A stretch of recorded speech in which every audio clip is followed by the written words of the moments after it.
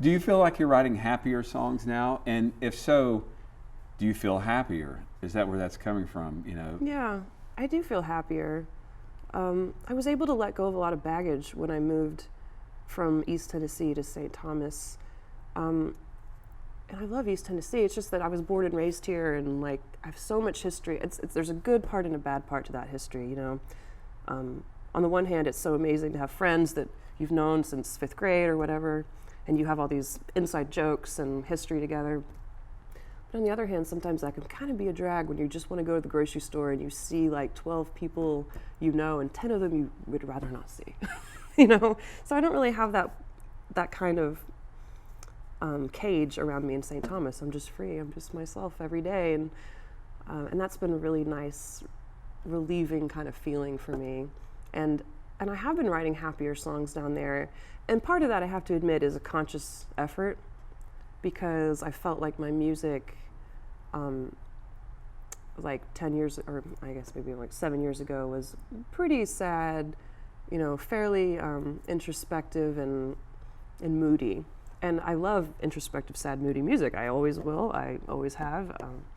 But I remember when I first started getting hired to play wedding gigs, I remember going through my song list and I was like, can't play that, can't play that. St. James Infirmary, no. This, no, no. Oh, I can play this one. And I kind of felt like, man, I should learn some more happy songs for weddings. So that was actually what started that.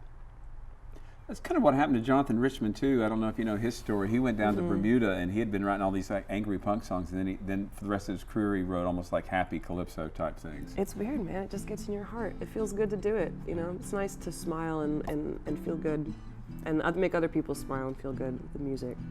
Transistor radio comes far away. When it's night over here, over there, it's a breaking day. And I remember all the good times I had walking in the sand with a beautiful girl that I met, made in Japan. The beauty of her face was beyond my wildest dreams, like the cherry blossoms blooming in the mountains in the early spring.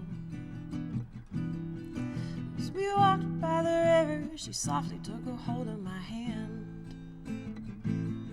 That's when I fell deep in love with the girl made in Japan.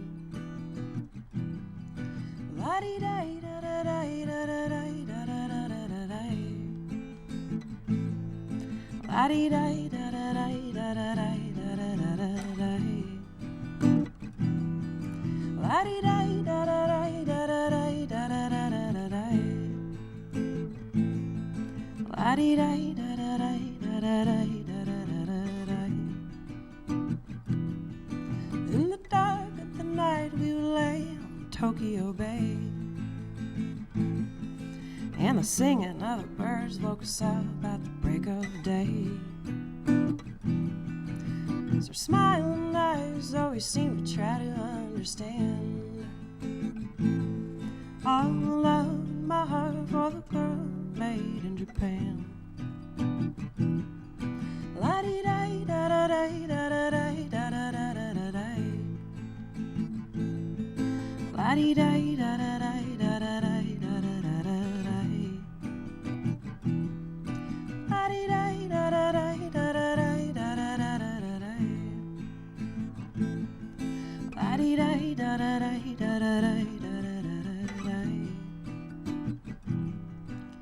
Transistor radio comes from far away,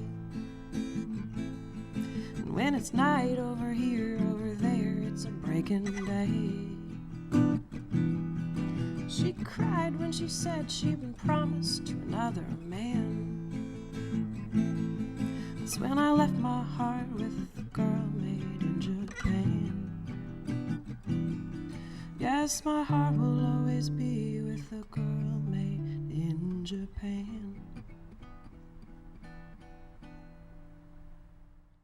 Well, you made me smile by playing "Made in Japan." I love that song. I do too. Where did you hear the Buck Owens version? Where yeah.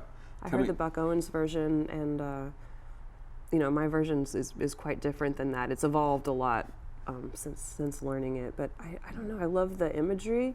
That song has these really beautiful descriptive lines that just pop for me. Like there's this one line that says like the cherry blossoms blooming in the mountains in the early spring. It's like one of my favorite lines of like any song I've ever heard. It's just like, it's almost like a haiku. It's just like a beautiful descriptive thing that, I don't know, I love that song. And I love singing it with Leah Gardner. Her and I do a duet on that that's just right.